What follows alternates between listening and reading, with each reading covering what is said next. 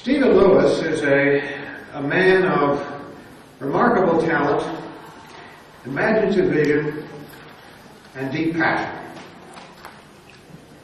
Not only has he had a lifetime of concern for human well-being, he's had the courage to act upon his convictions, which has been reflected in an extraordinary commitment to public service. However, upon examining his activities over the years, there's absolutely no evidence to suggest that he has any leisure time of his own. And you might say, well, he can't possibly be qualified to talk to us then. On the contrary, his work has touched upon so many of those aspects of the human condition, determining the quality of the leisure experience, or whether leisure is an option at all. This fact, together with the vastness of his international experience, makes him eminently qualified to set the stage for our deliberations over the coming days.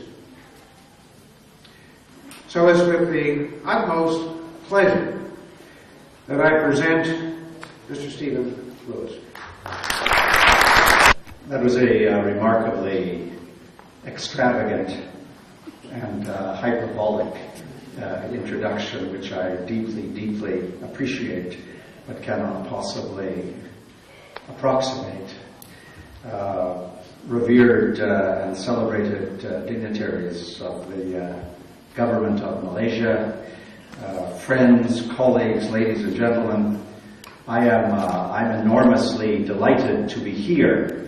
It feels a little odd. It is ironically, having tramped around this world for 20 to 30 years, this is my first time in Malaysia, and I did not call the process of getting here a leisurely one. As a matter of fact, it requires one to be broadly deranged to come from Toronto to Kuala Lumpur to make a speech. I am delighted because it is a particular privilege. Although, as was suggested to you, I have no special capacity related to the subjects which you're examining. As to the general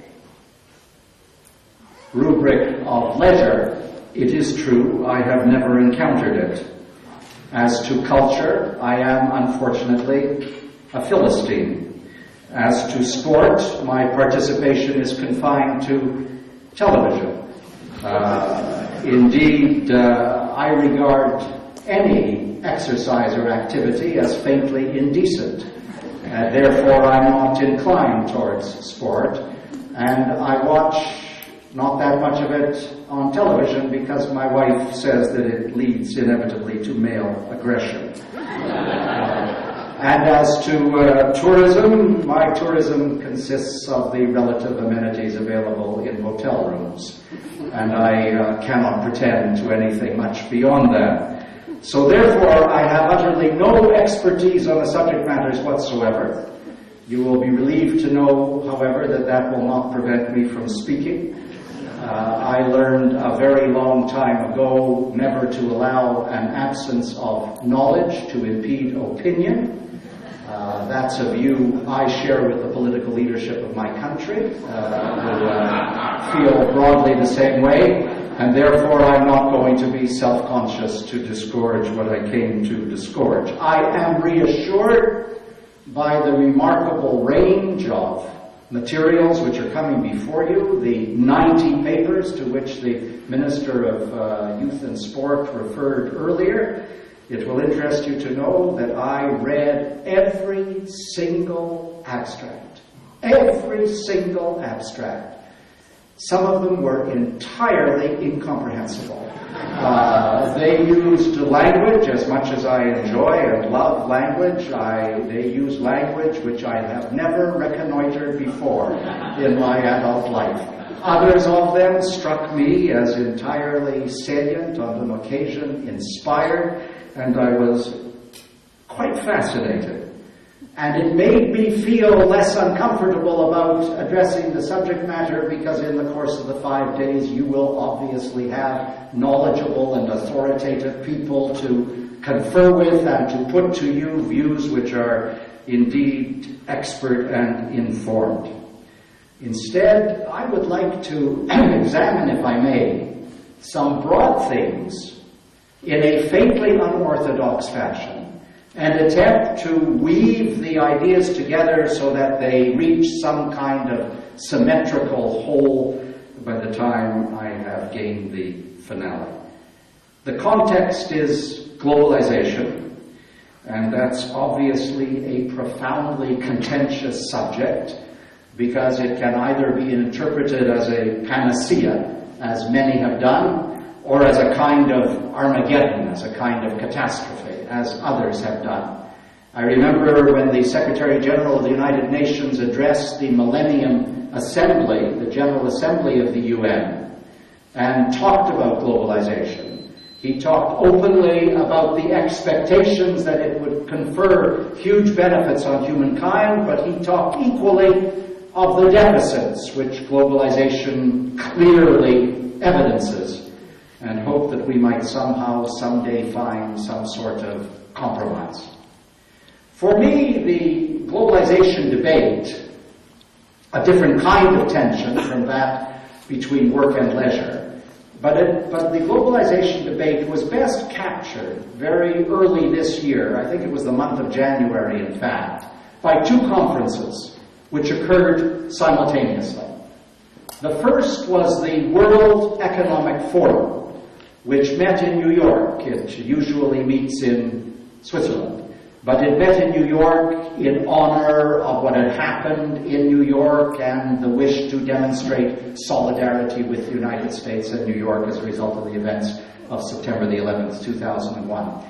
And the World Economic Forum, as you may know, is a gathering of the chief executive officers of the mightiest corporations in the world and many leading politicians and prime ministers and cerebral aristocrats, all of those who make one tremble and one heart palpitate with excitement, all got together in one place at one time, along with heads of multilateral agencies of the United Nations system, even the Secretary General of the United Nations, and they're there, and they were there, to convey a kind of triumphalism about globalization, a feeling that free market economies, trade, investment, multinational corporations, the private sector, that they will all collectively confer upon all of us the benefits to which everyone inspires.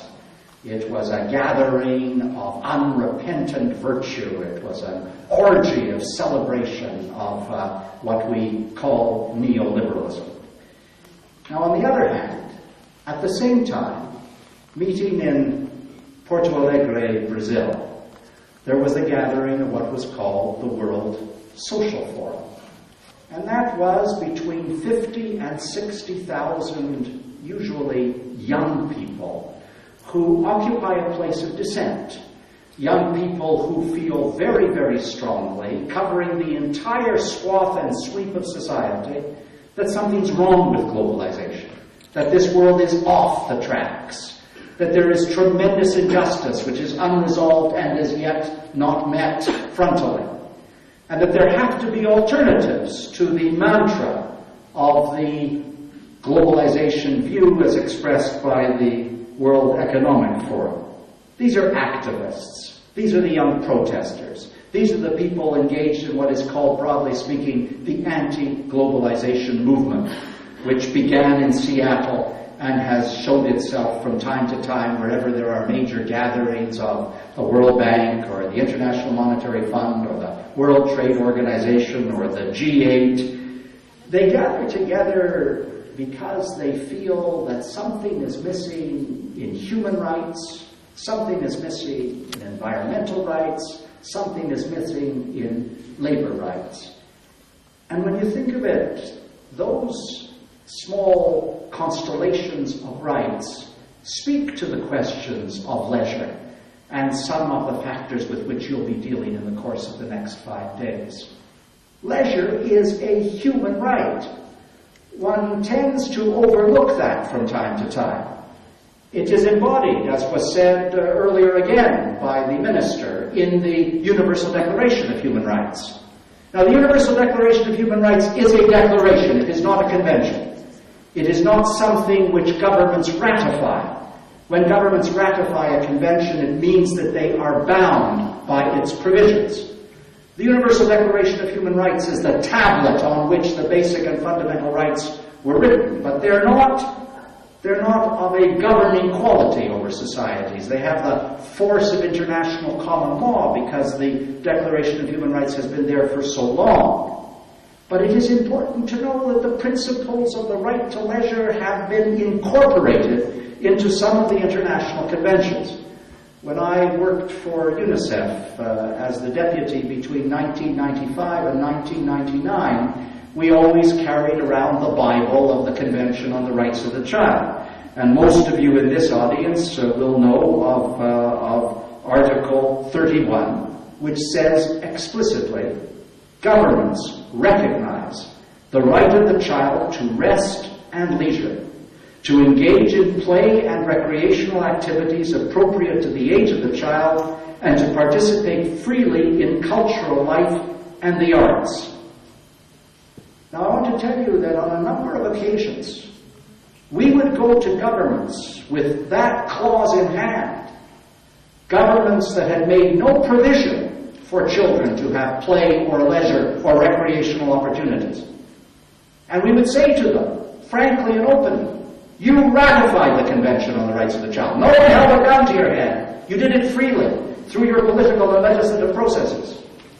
And you're violating one of the central features, which is the right of the child to live a leisurely life of recreation and play, things that give to childhood and pure relationships the nurturing they need. So why aren't you doing it? And why don't you change your policies and make it possible, either in your educational system or in your community centers afterwards?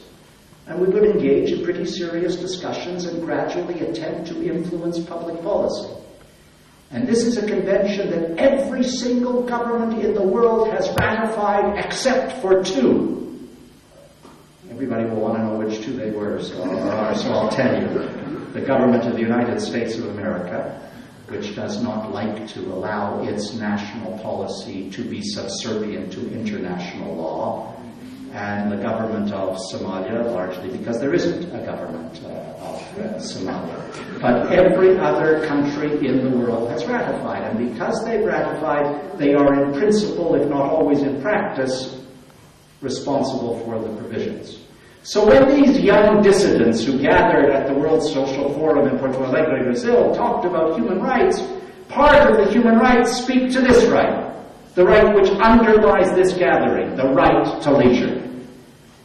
Now, when you talk about environmental rights, you talk, of course, about the tension that exists, as all of you know, between the environment and leisurely and touristic activities. And that's why, in fact, we have developed the process of what is now called ecotourism, to see whether it is possible to balance the protection of the environment with significant tourism in a way that, in this audience, you're vastly more familiar with than I am.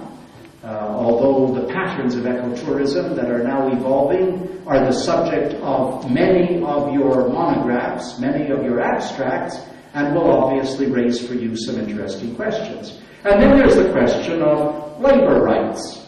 Because as you build ecotourism into the constellation of leisure activities, as you develop sporting events into the constellation of recreational activities, you create the possibilities for jobs. Even more important, if I may say, you create the possibility of jobs for women.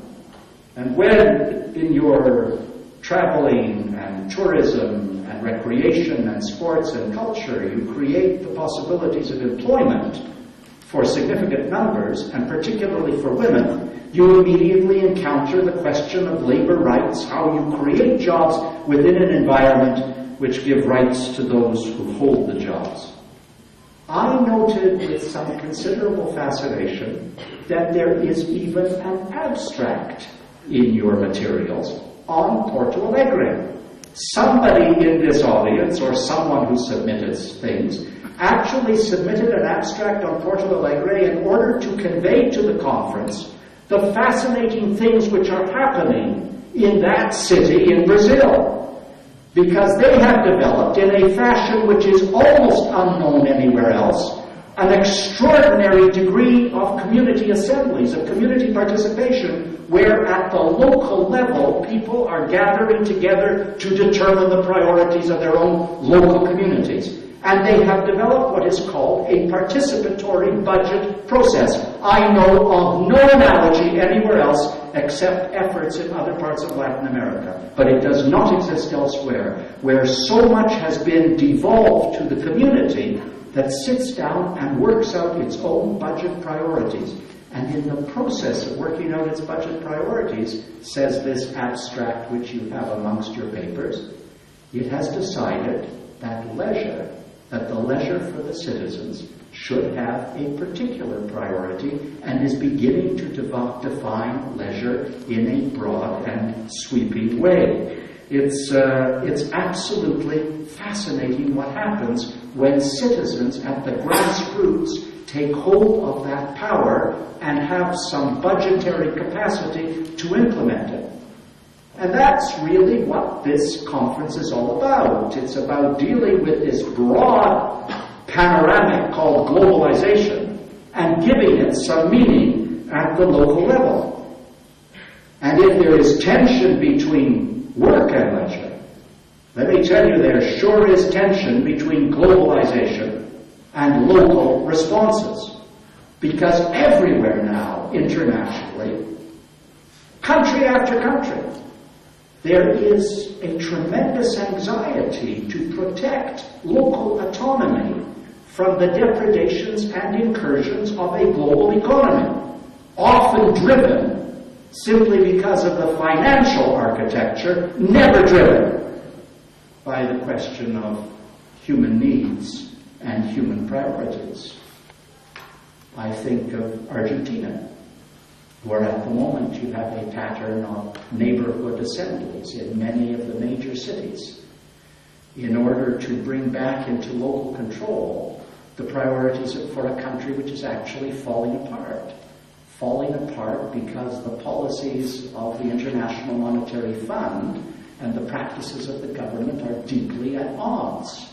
And these neighborhood assemblies, which are meeting every night of the week, hundreds of people gathered in groups every night to determine the policies and priorities for their own communities.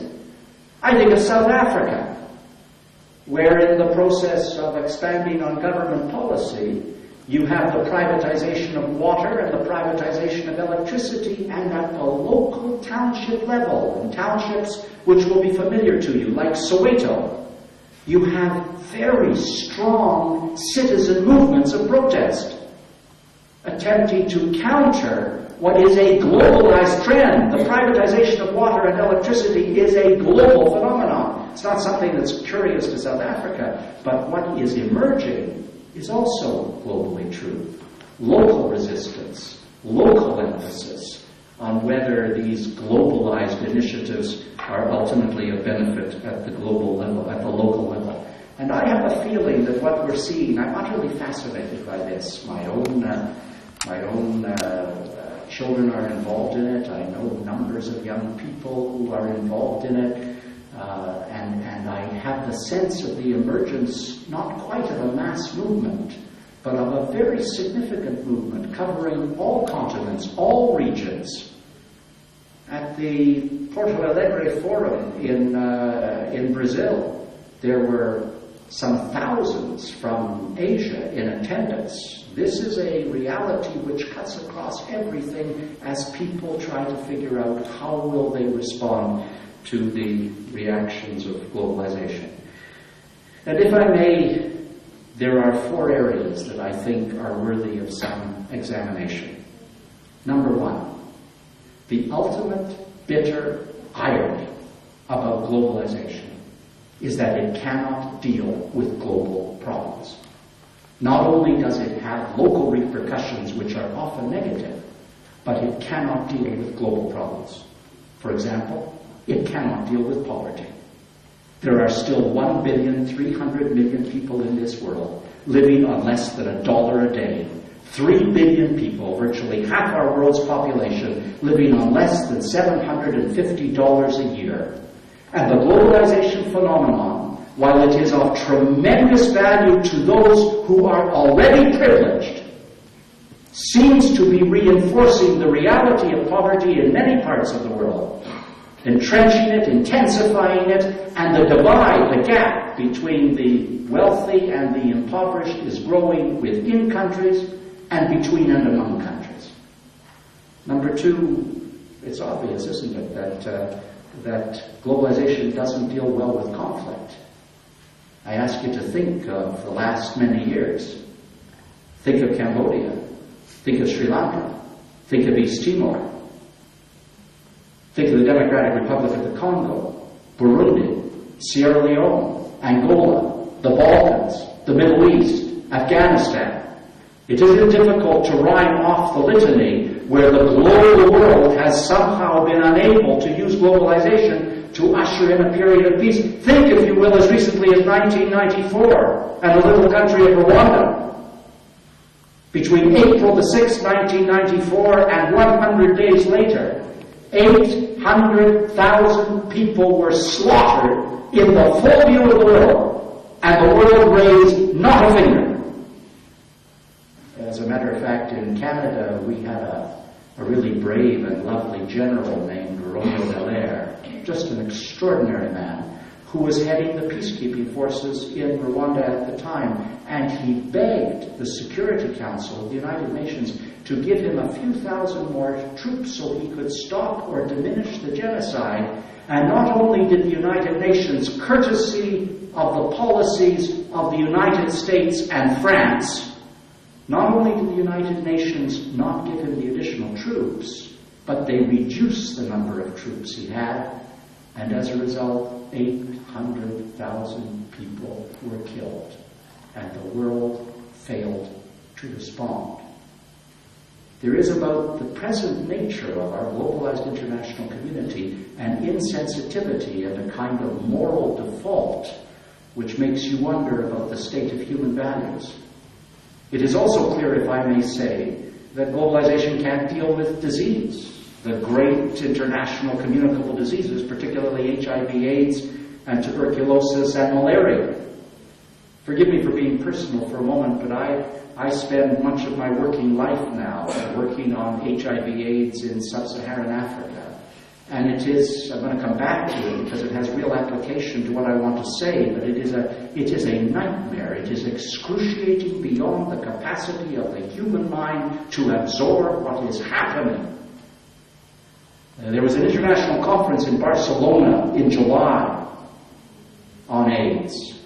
I met numbers and numbers of people from Southeast Asia at that conference. And what that conference showed were a number of things. A, that all of the epidemiological data had been incorrect until now.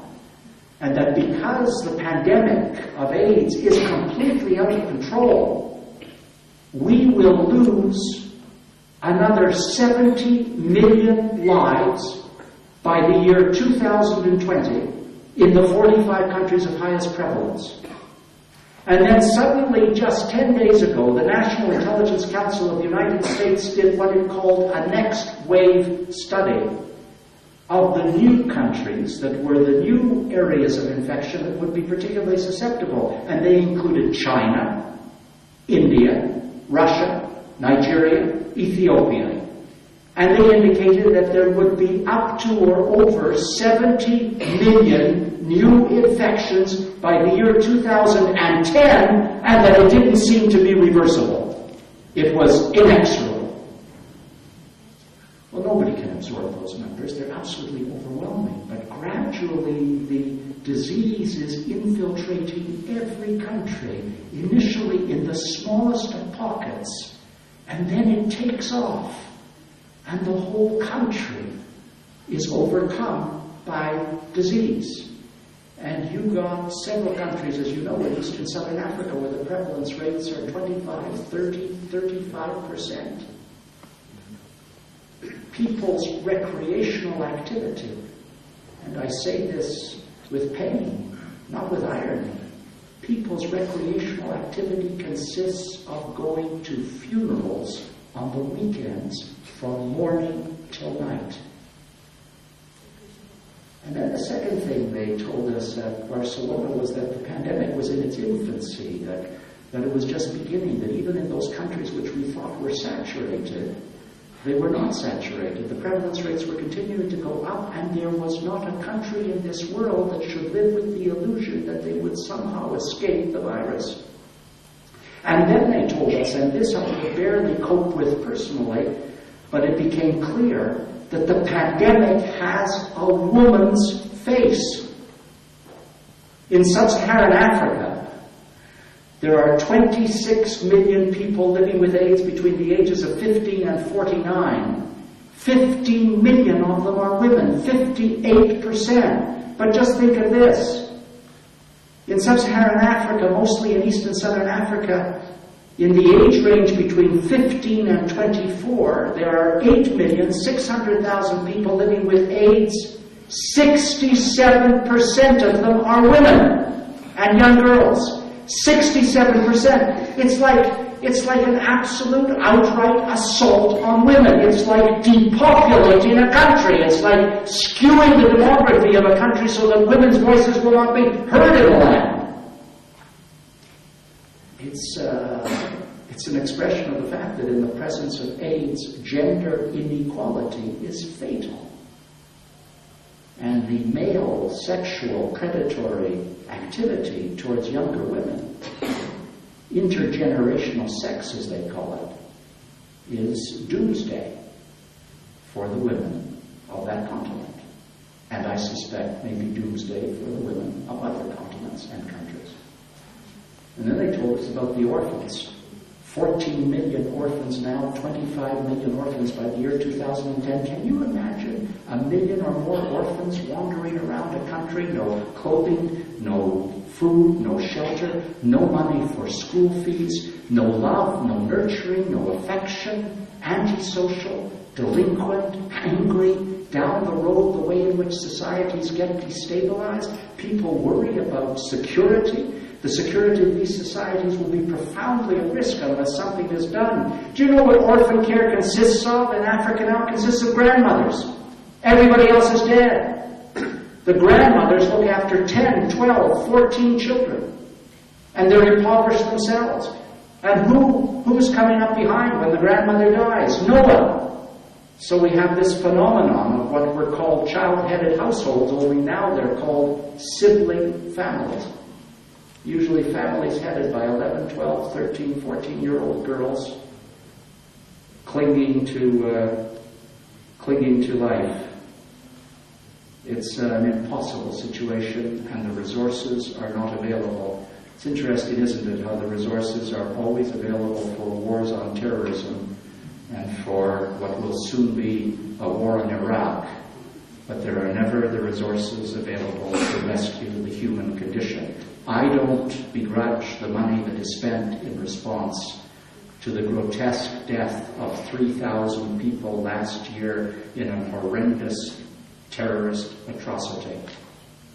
But 2,200,000 people died last year of AIDS in Africa alone. And we can't get 1/50th of the money directed to the needs of those people. It's a question, again, of the balance of values.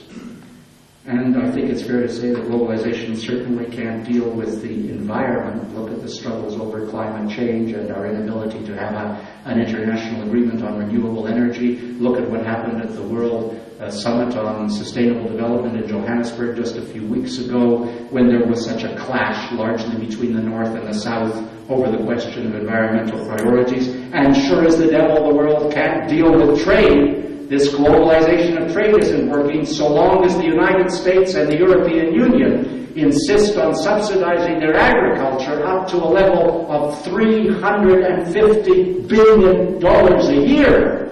7 times what we give in foreign aid, then it will inevitably prejudice the export capacities of the poorer agricultural countries in the world, whose agricultural commodities are the only things they have to export. So globalization taken all in all of the aspects which bear most significantly on the human condition, clearly is not working. And in that sense, some people are privileged by it, but most aren't. The second of the 4 points is that the consequences of all of this is inevitably an assault on leisure.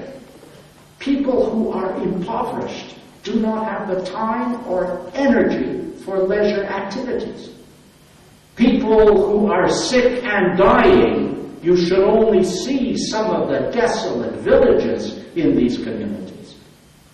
People who are sick and dying don't have time for any leisure activities. Little girls are being yanked out of school to look after ill and dying parents. Teachers are dying. 1 million African children last year lost their teachers to AIDS. 1 million. You don't have time or instinct for leisure activities. You barely have time to function in a society.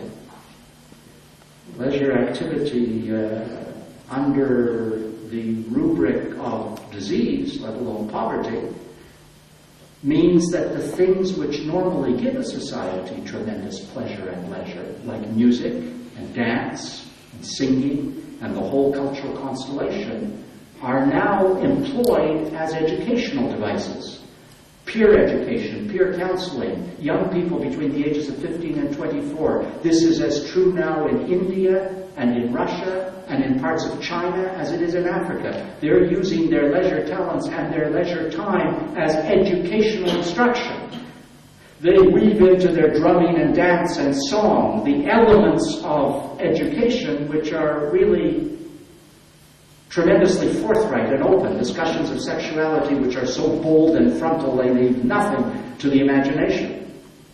I was saying to my colleague from Quebec that one of the things that is fascinating, it might interest you, because maybe in some way, individually or collectively, you could be of some help to it. There is in the plans now, in the works now in the country of Kenya, in Nairobi, to coincide with a major African conference on AIDS next year in September, a women's marathon, an all-women's marathon, to bring together women runners from right across the continent to try to raise awareness around AIDS. It will be called Marathon Against AIDS, and to try to raise some money to give to orphan children, but in the process to show the resilience and strength of women, to overcome the sense of desolation when there are so many women being decimated on the continent. And the way they've chosen to do it is to see sport in relation to development.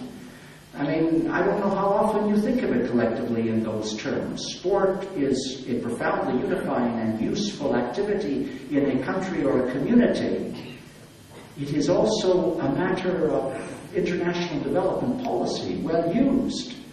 And in this instance, you have a women's marathon hoping to find women athletes to raise the consciousness around AIDS and to give the money to maintain orphan children, and the vehicle of sport is being used as a consciousness-raising, awareness-raising vehicle. Just as when I was at UNICEF, we used to choose particularly illustrious athletes and call them ambassadors for sport and hope that by showing intelligent and good behavior, they would be able to convey a message to young people. My colleague from Quebec was also telling me about the work that is done within the broad confines of the Francophonie, where a group of countries is getting together to try to provide some training of coaches and working at the soccer and football level with young people, and before every game they get a little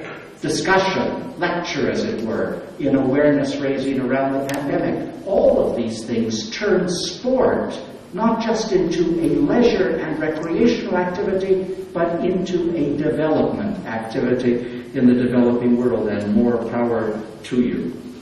And of course, speaking of the areas I talked about, The environment leads to questions of ecotourism, and you will be looking at what works and what doesn't work. Third is the most convulsive issue of all, and that's the consequences of the events of September the 11th. And obviously the consequences have been huge. I'm really quite fascinated. I have not seen a conference, I want to speak frankly, which has obviously been so directly affected as this conference has been by the aftermath of September the 11th. People are paranoid. People are tremendously frightened now. I have lived more than half of my last 20 years in New York. I actually love that city. I wasn't in New York on September the 11th. I was in Uganda, of all places. But I got back on the 15th, and everything had changed. There was fear in the face. There was an incapacity to relax. There was a palpable tension. It exists to this day. I'm not sure that city will ever recover from what happened to it. Its people to this day have a level of subterranean anxiety which you can almost identify. And I guess because of Bali and because of the Philippines and because of the occasional activities in Kashmir, the Basques in Spain, Algeria, Chechnya, Pakistan, there is this general feeling of an unwillingness to travel. And as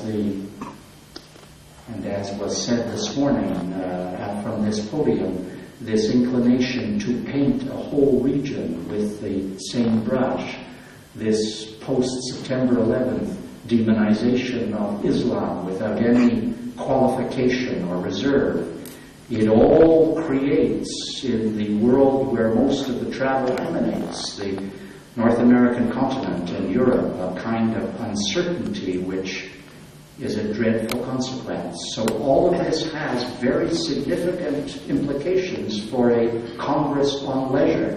One of the abstracts I read in the course of looking through them was a fascinating discussion of Nepal.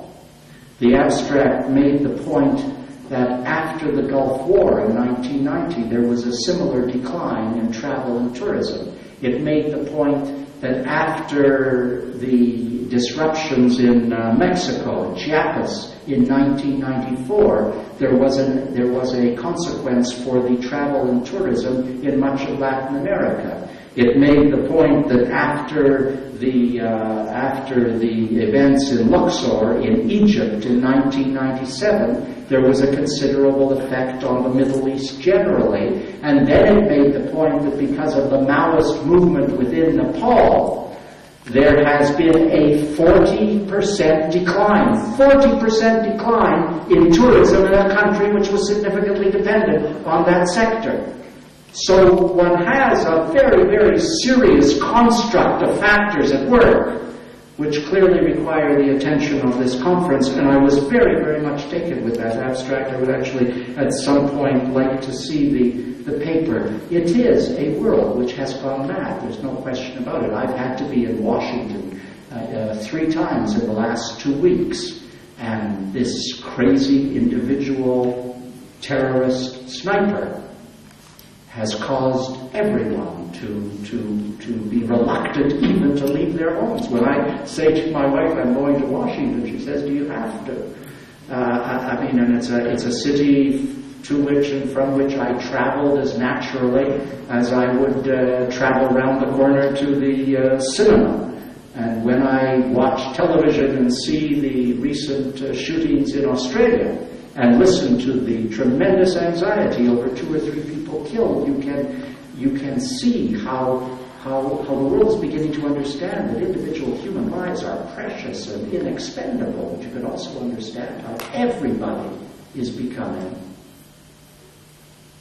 anxious and pathological in their anxiety. We're all going through a terrible trauma, and it is having a great effect on tourism and travel, and that has implications for leisure, which you will obviously be discussing.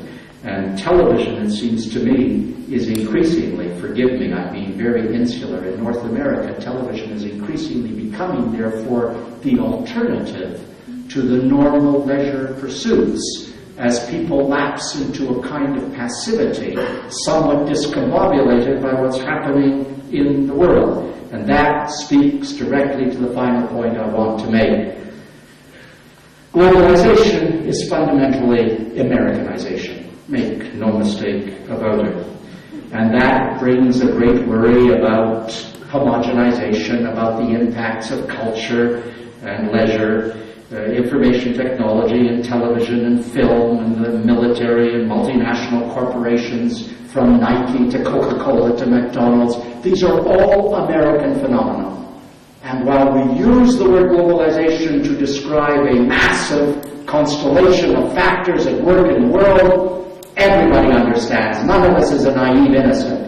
Everybody understands that the driving force is the one remaining superpower, the strongest country in the world, the country from whom much flows, and that's the United States. And that makes globalization a juggernaut. Don't ever underestimate the power of American culture and American influence.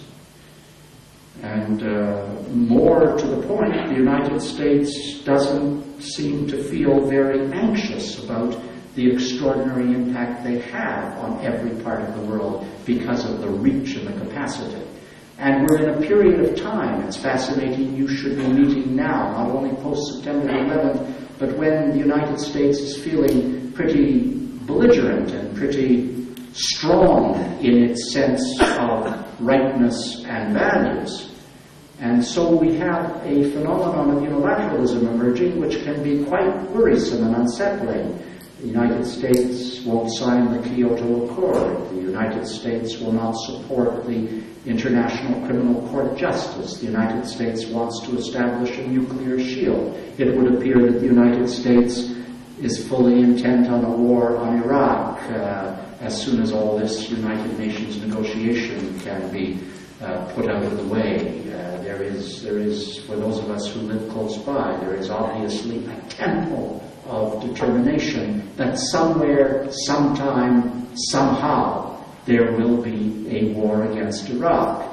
A country which is feeling strong, dominant, universalist, and yet isolated in its decisions.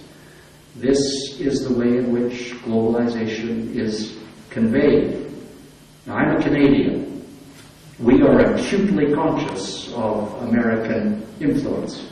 We share 4,000 miles of undefended border. I think it's fair to say that many Americans see Canada as the 51st state. I was always with my wife when we lived in New York between 1984 and 1988. We were always a little perturbed. We were diplomatic. I was pretending to be a diplomat. I was pretending to be my country's representative, so I had to behave. I had to bite my tongue.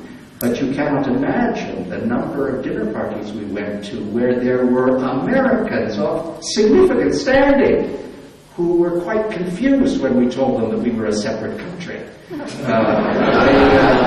They found this hard to absorb, since they viewed Canada as a simple appendage, as an extension of the United States, as an umbilical cord which had never been cut. And that's something that Canadians live with in a jovial way. We are a moderate, thoughtful, decent, kind, generous, humane, intelligent people. We verge on angelic perfection. And the United States is the antithesis, of course, of all those qualities.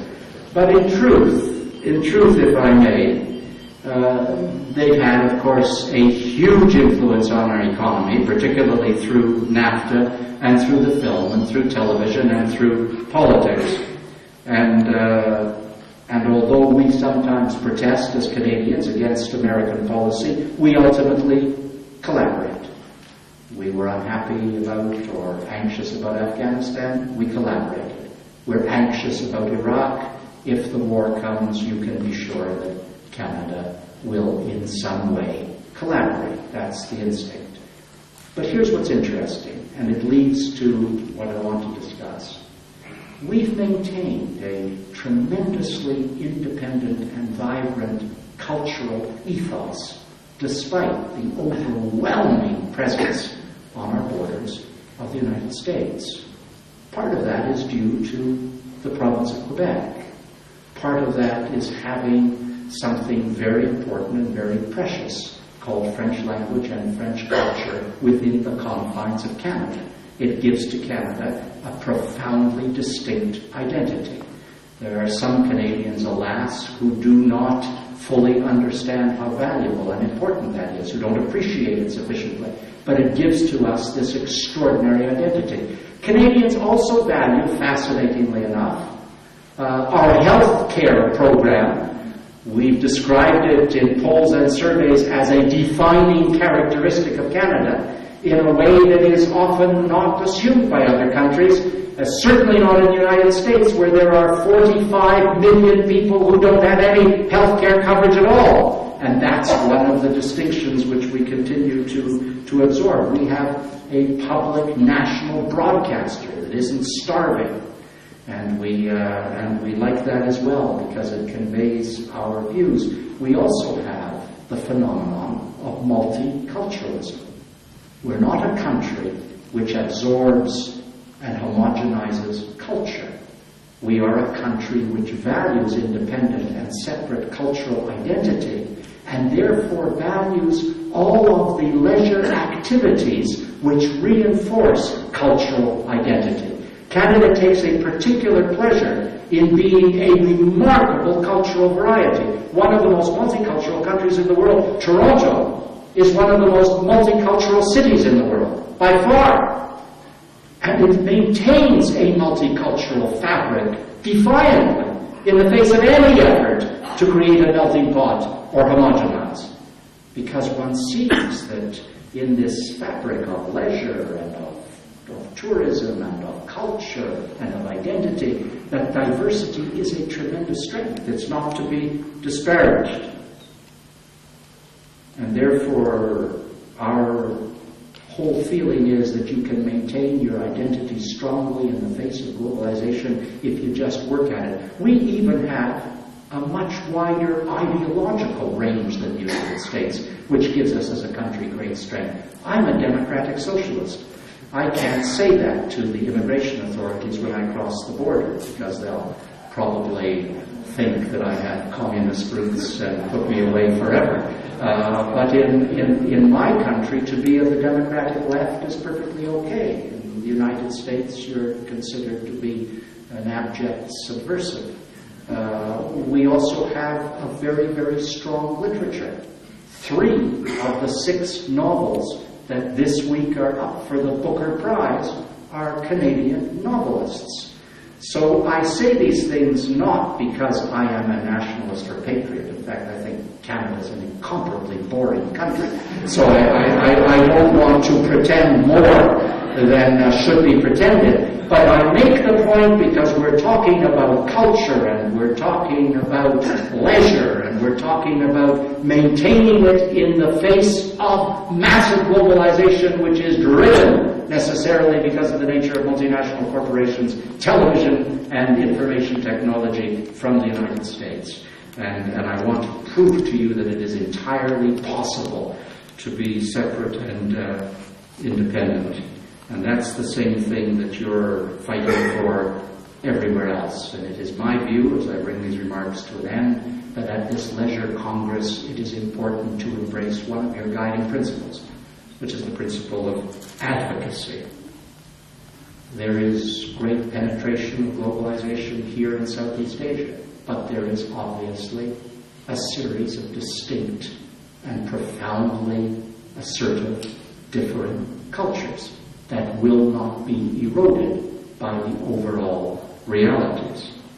There are obviously American and European films everywhere in South Asia, but there is still a flourishing Bollywood in India, and nothing can diminish it, even if the films make you wonder about the capacity of the filmmaker. years. But there is an extraordinary and flourishing cinematic industry which should be applauded. There is baseball in Korea, which is not tarnished by the World Series in the North American continent, and which maintains its own flavor and its own animation. Even though China is opening up to a mixed economy, you cannot imagine that the inherent cultural differences will be transformed, derided, diminished by the phenomenon of globalization. It may be that the globalizers control the WTO and the IMF and the World Bank, but art and music and heritage sites, environmental areas, sport, language, literature, museum, they flow from the intense, visceral, deep ethos of a country and its culture and its diversity. And if you stand up for it and if you reinforce it, and if ministers of sport and tourism reinforce recreation and cultural priorities, if governments take it seriously, then all the globalization in the world won't diminish the standing of a country's separate identity, autonomy, and cultural preservation. It may, globalization, do damage to economic relationships. It may, globalization, put an emphasis on the private sector that is prejudicial to the public good, but it will never undermine leisure in the broadest and most generic sense if outfits like this one engage in advocacy. And that, it seems to me, is part of your mission. After all, what are we all trying to do in our own separate ways but to build a more decent, humane, just, civilized international community? Thank you immensely for having me.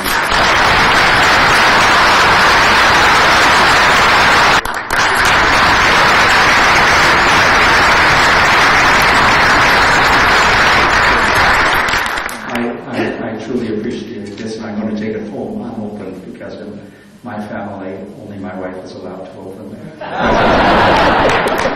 Well, I have been married now to I'm very proud to say this, to probably Canada's strongest feminist voice in print journalism.